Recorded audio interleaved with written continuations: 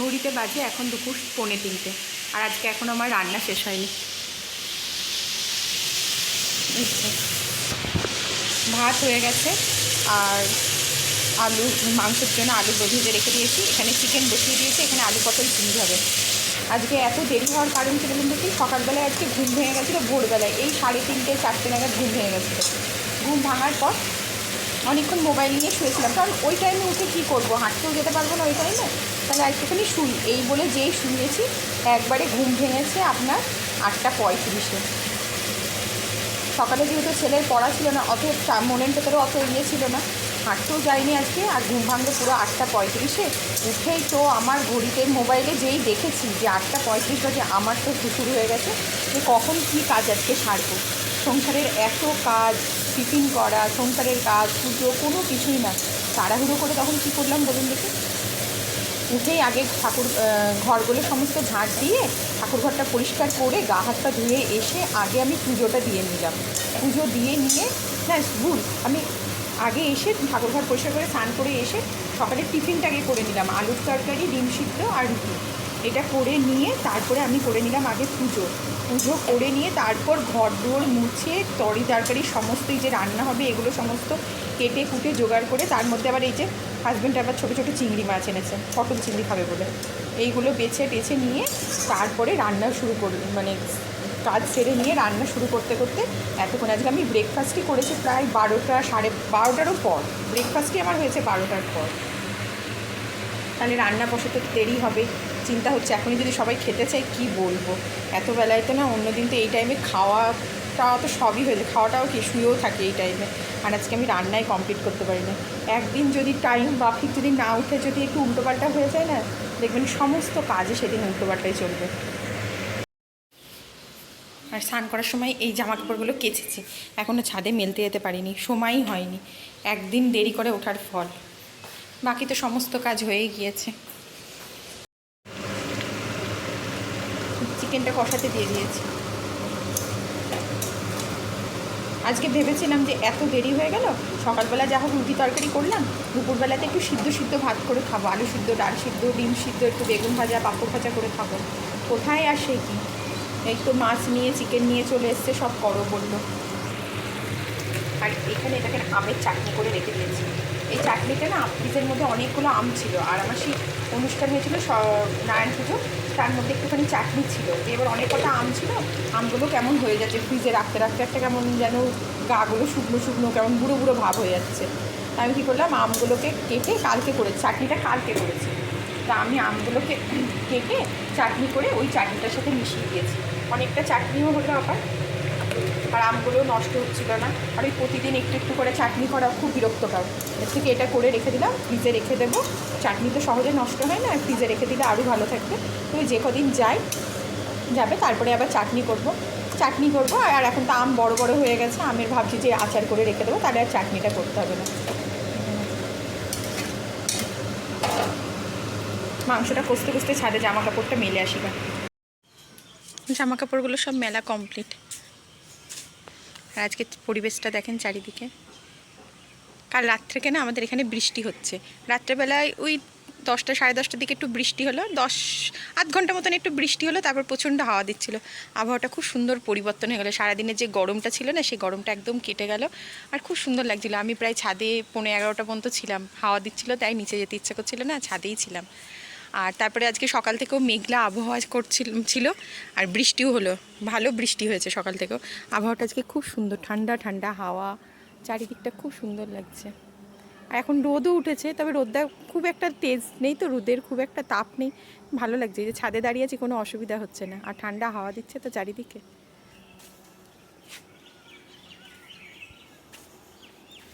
চলুন নিচেই যাই। আর এই ঘরটাকে আপনারা চেনেন, আমার আগে ঠাকুর ঘর ছিল এইটা, এখন আর ওপরে পুজো করি না, নিচেই নিয়ে চলে গেছি ঠাকুর। এটা ঠাকুর ঘর করবো বলেই করেছিলাম, কি সুন্দর করে সাজিয়ে গুছিয়ে করেছিলাম। নারায়ণ পুজোর দিনকে এখানে খুব অসুবিধা হচ্ছিল পুজো দিতে, তা ওই জন্য ঠাকুরটাকে নিচেই নিয়ে গেলাম, তো নিচেতেই রেখেছি, আর উপরে নিয়ে আসিনি। মাংস কষাতে ছেলে এসে বললো, মা আমাকে একটু কষানো মাংস দিয়ে ভাত দাও না। আমি বললাম তাহলে কষা মাংস দিয়ে ভাত খাবি? বললো হ্যাঁ আমাকে কষা মাংস দিয়ে ভাত দাও। তো ওর জন্য একটু ভাত আর এই যে 4 পিস কষা মাংস দিয়েছি, খাবে বললো, দিয়ে আসি ওকে। গোবলা কই রে, ডেকে থাকুন, খেতে দিয়েছি তো। হ্যাঁ, আপনাদের সাথে একটা জিনিস শেয়ার করতেলাম। আমার ছেলে অতিরিক্ত ঘড়ি আর পারফিউম লাভার, অতিরিক্ত, মানে কি বলবো, ওর প্রতি মাস গেলেই মনে হয় একটা করে পারফিউম নিলে, প্রতি মাস কি, ওর ভালো পারফিউম যদি ওর চয়েসফুল হয় তো পারফিউম নেবে, আর হচ্ছে ঘড়ি অতিরিক্ত। আপনাদের আমি দেখাই কেন আমি কথাটা বলছি। এখানে দুটো ঘড়ি আছে, এই দুটোই ফার্স্টেকের। এই একটা ঘড়ি, এই যে এই একটা ঘড়ি আছে, একটা পড়ে গিয়েছে, আরেকটাও ঘড়ি আছে কিন্তু কোথায় রেখেছে আমি খুঁজে পাচ্ছি না। মোটামুটি ওর এখানে ছিল 4-5টা ঘড়ি, তার মধ্যে দুটো আছে, এই একটা 3টে, একটা পড়ে গিয়েছে 4টে, আর একটা মানে পড়তে গিয়েছে, আর একটা কোথায় রেখেছে আমি ঠিক খুঁজে পাচ্ছি না, খুঁজে পেলে আপনাদের পরে দেখাবো। এই তো হলো ঘড়ি। আবার আজকে দেখছি আবার একটা ঘড়ি অর্ডার দিয়েছে, না আমাকে বলছিল মা একটা ঘড়ি অর্ডার দেবো, এটাও ফার্স্টেকের। তো দেখছি অর্ডার দিয়ে দিয়েছে, সেই ঘড়িটা আজকে এসেছে। এই দেখুন, এটাও ফার্স্টেকের, দেখেছেন। দুপুরবেলায় এলো, নিয়ে এসে আনবক্সিং করে পরে টোরে দেখলো, দেখে রেখে দিল, মা এটা পরে স্কুলে যাব, এটা হোয়াইট আছে, এইটা পরে স্কুল করব। এই যে এই দেখতে দেখতে দুপুরবেলায় দেখছি আবার একটা ঘড়ি দেখছে ব্ল্যাক কালারের, ওইটা হচ্ছে সোনাটা না কিসের যেন দেখলাম, ওই ঘড়িটাও মানে ওর খুব পছন্দ। বলছে মা ওই ঘড়িটা পুজোর সময় নেব। অতিরিক্ত হচ্ছে ঘড়ি লাভার, ঘড়ি আর এই পারফিউম, এ দেখেন। আর পারফিউমের আর একটা ঘড়ি, এই যে একটা স্মার্ট ওয়াচ, এই যে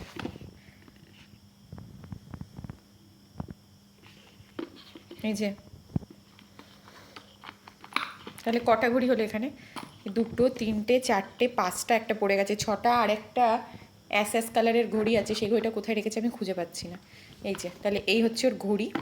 আবার একটা ঘড়ি নেব বলছে, সেটা পুজোর সময় নেবে, তবে আমার মনে হয় তার আগেই ও নিয়ে নেবে। আর এই যে পারফিউম, এই যে 2 মাস আগে এইটা নিয়েছে, এটা এখনও ভর্তি আছে, মানে ভর্তি নেই, মানে ইউজ করছে। এই যে এই একটা পারফিউম,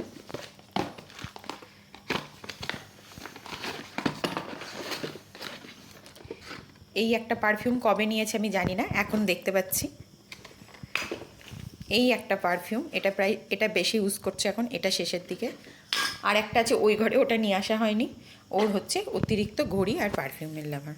তাহলে বলুন, মানে ওকে কেউ যদি গিফট দেয় না, মানে বলে হয়তো যে কী নিবি, তো ওর যদি মানে ও বাজেটের মধ্যে যদি হয় তাহলে ও ঘড়ি কিংবা পারফিউম এই দুটো বলবে। আর তাছাড়া হয়তো খেতে, মানে ভালো ভালো খাবার, এই 3টে হচ্ছে ওর হবি। তাছাড়া ওর ড্রেসের প্রতি যে এই জামা পরতে হবে, ওই গেঞ্জি পরতে হবে, এইসব ওর কিছু নেই। না তো ঘড়ি আর হচ্ছে এই পারফিউম আর একটু খাবার দাবার দিয়েছে। কবে কবে যে অর্ডার দিচ্ছে, কবে কবে নিচ্ছে, মানে অর্ডার দেওয়ার আগে কিন্তু বলে যে মা এই জিনিসটা দেখেছি নেব। ওর পাপাকে কেউ জিজ্ঞেস করে পাপা এই জিনিসটা অর্ডার দিয়েছি নেব, দিয়ে হয়তো আমরা বলি যে ঠিক আছে নে, মানে বললে সঙ্গে সঙ্গে অর্ডার দিয়ে দেবে। অর্ডার দেওয়ার পর যখন আসবে মা অর্ডার দেওয়া হয়ে গেছে, আজকে আসবে কালকে আসবে, এরকম করে সব নেবে। আর একটা জিনিস দেখাই দাঁড়ান, এই যে এই ব্যাগটা নিয়েছে হচ্ছে আজকে 3-4 দিন হলো, এই ব্যাগটা আবার নতুন নিয়েছে স্কাইওয়ের। এই যে এই ব্যাগটা নিয়েছে, ব্যাগটা ঘড়িটার দাম কত নিয়েছে আমি ঠিক জানি না, পারফিউমের দাম আমি জানি না, জিজ্ঞাসা করিনি, শুনিনি।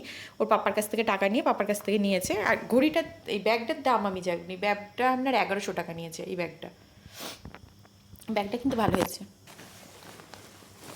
ব্যাগ আছে একটা, দুটো ব্যাগ, ওই যে ওইখানে একটা ব্যাগ রাখা আছে, একটা ব্যাগ নিয়ে পড়তে গেছে, আর এই যে একটা ব্যাগ।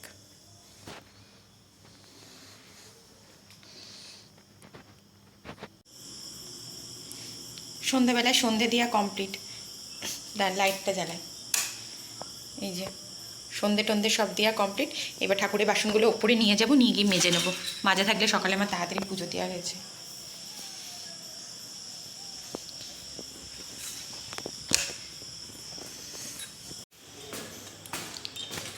ছাদে যাবো, এবার বাসন কটা মাজবো।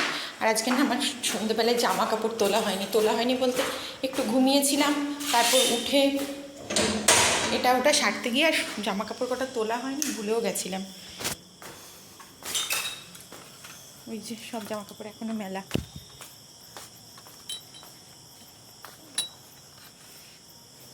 চলুন আগে ঠাকুরের বাসনগুলো এখানে রেখে দিই মাজার জন্য। আর জামা কাপড়গুলো তুলে নিই।